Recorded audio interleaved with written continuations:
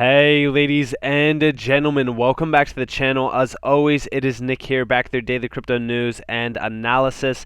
And today we are going to be talking about Quant Network, aka Qnt. So sit back, relax, and before we fully jump on into this video, I do just want to ask guys could please leave a like on this video. It does help the channel grow immensely, and of course I do always greatly appreciate it. And of course, if you do find any of the information in this video valuable, useful, or interesting in any sort of way, definitely hit that subscribe button to never miss a future update. So overall, yes, we are still continuing to watch Bitcoin and Ethereum. Nothing really has changed since the last few days. I know that you guys are probably tired of hearing about it, but I will say this: there is a little bit of attention flowing into some altcoins. I mean, it's not like a crazy amount of attention, but I am definitely focused on a few. Quant, I definitely want to see us back above $110. We have yet to break over that point, and it is a significant resistance point. I am awaiting for it. We are still seeing volume kind of rising, nothing too crazy there. We are still seeing holders, lining up to buy Qnt. We see, the total addresses continuing to ramp up. We actually see the active addresses in the 24-hour span going up about 590, which is pretty significant to say the least, especially if you look at the 3-month chart. I mean, this has been skyrocketing, to be honest with y'all. But again, although Qnt is up and although things are looking pretty good, trading volume is up 30% and stuff, like things are looking pretty good, we still have a lot of resistance left to be met. Specifically, and sorry, excuse me, $110 is just that level that I want to see us break above. I honestly think that we break $110 and we go to pretty much 150 fairly fast, which again will put us back in. So let's actually go to the 1 year.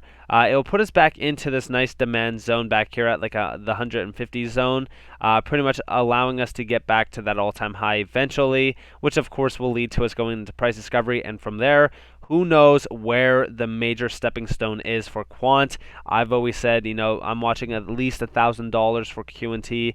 10x from here, which is pretty significant to say the least.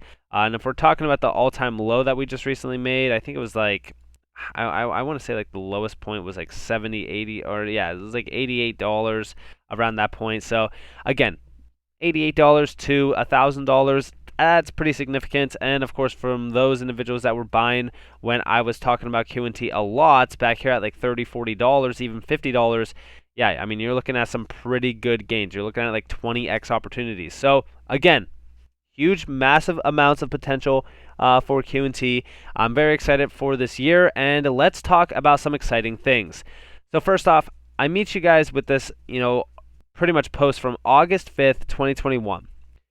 Boston Fed plus MIT plus Quant equals digital dollar, powered by Qnt.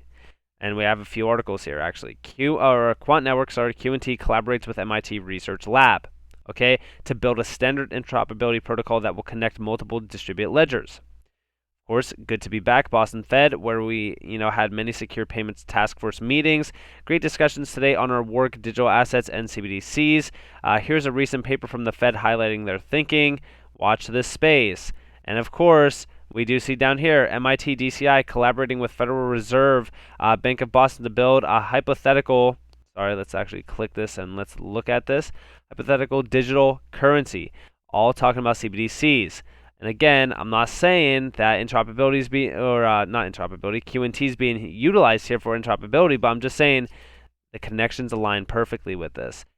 Best part about this is that we have been seeing a lot of updates within this area for this as well. Talking more so about Boston Fed plus the MIT plus of course Qnt. Like these three have been working together for a very long time, and we're seeing a lot of things kind of aligning perfectly with this. Specifically, this post from just a few days ago now. It would be hard to believe they didn't get their interoperability from Qnt being so close to MIT and the Boston Fed. The SEC approves first national blockchain-powered Boston security token exchange. Tokenization is something to keep a close eye out on. I've been talking to you guys about this for a very long time. When we're talking about tokenization, we still need interoperability between these major networks. Not a lot of data and not a lot of value can flow from network to network without that interoperability bridge. understand what you hold when you are holding Qnt, because I know that there's been a lot of talks about Qnt, saying more so about the tokenomics of it.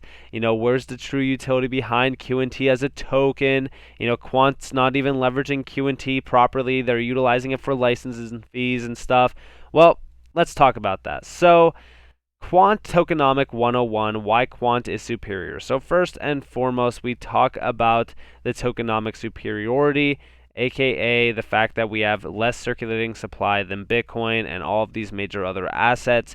We do see, the total supply is 14.6 million, circulating is 12.9 million, which of course at the time that we're actually watching this or listening to this video, this is actually significantly less now. It's at 12 million, specifically almost exact, which is significantly, and I said significantly so many times, but it's lower than Bitcoin. Okay, 33% lower than Bitcoin to be exact. And when we're talking about this, tokenomics look great. But is that what's going to be, the main driver of success for Qnt? No. Okay, here's why Quant is superior. So again, yes, these are focusing on commercial licenses and licenses in general, but look at the overall fundamentals here. First off, commercial licenses. Enterprise money equals locked up tokens, zero friction. Consumption fees for commercial licenses. Gateway stakeholders collateral, Overledger network map or MOP if you want, computation/fees, Overledger treasury, more Qnt, locked in payment channels provides benefits. Delegation of Qnt, polling, etc. Only ever 14.6 million, Qnt zero inflation. Better than, of course, like I've said, Bitcoin. Okay, and I just want to reiterate the idea that there's so much more, overall utility behind Qnt. The fees themselves, a lot of people are like, oh yeah, it's only used for fees. You don't understand that these fees are literally paid in Qnt from an enterprise and institutional level. So that is a lot of money that's going to flow in. Of course, these fees are only in like the 100 euros level and stuff, but just think about it like this. The more and more of these enterprises and banks and financial institutions holding Qnt, the less and less and less supply there is. And of course, that's not the only driver of success. Here's a little bit of a breakdown as well on Qnt's utility token overview. So enterprise licenses, again, like I said, licenses are huge. Qnt tokens must be provided to Quant Network in exchange for an annual license. Price of the access will be fixed in fiat, and the number of tokens needed will vary depending on the price of Qnt. Enterprise license fees will be determined on the basis of number of users, number of employees, application type, and volume of transactions. So again, it's not just $100. Again, developer licenses. Now, these are pretty much going to be, I would say, pretty much standard in terms of their amounts. But of course, platform fees as well. All of this goes hand in hand with holding Qnt and paying in Qnt as well. Identity and account. A minimum Qnt holding amount is put in place for every participant of the Overledger ecosystem.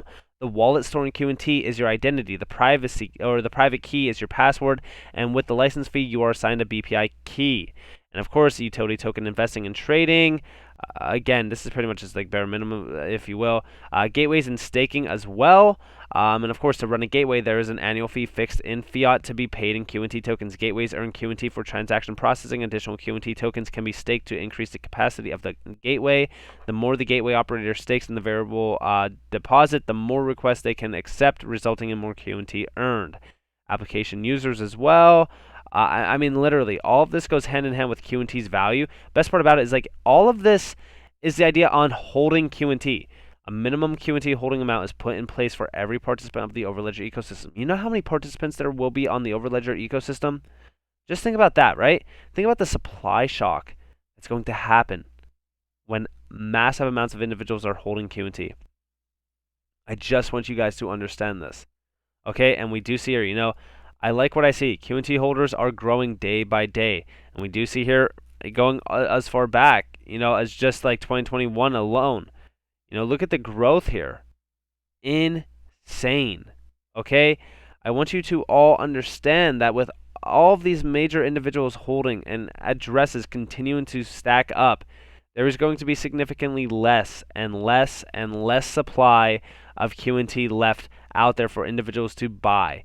And I don't say that to tell you guys, oh, you should buy right now and buy a ton of it. No, I'm not saying that. I'm just saying in general, when we're talking about Qnt and the demand for Qnt as high as it is, there's really not going to be much left in the future, especially once we do see mass adoption taking place on the Quant network. Of course, pretty much everything is powered by Q&T here. I don't think people realize that literally everything, start to finish, is revolving around Q&T. Okay? Q&T is providing massive amounts of volume and value for this network. This is why Q&T is successful in a sense of being a utility gem, because the utility that it provides is so insanely massive. And of course, I want to reiterate one major thing, and that is a huge date to remember. The 24th of this month. Pay attention. I just said this in my XRP video. They're hosting a live webinar with Accenture, Quant Network, and Ripple, and SDX, all talking about digital money, the global markets, and the coming revolution in the cross-border settlement area.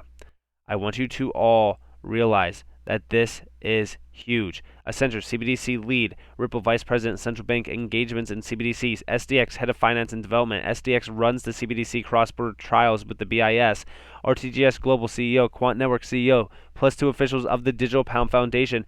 Understand what is being built. Understand what is happening right now. I really don't doubt that Q&T has their hand in this in terms of a tokenized, commodities and securities exchange. Pretty much, I told you guys that we're going to see everything tokenized. We're going to see commodities, bonds. We're going to see cars, real estate. I mean, the potential for tokenization is endless. So with all of that in mind, I hope that you guys enjoyed this video. If you guys did, definitely leave a like, subscribe, turn notifications on if you guys want more free content. You guys are more than welcome to follow me on Twitter and join the free Discord down in the description below. As always, I hope that you all have a beautiful day or a beautiful night wherever you guys are in this video. This has been Nick. Peace out, guys.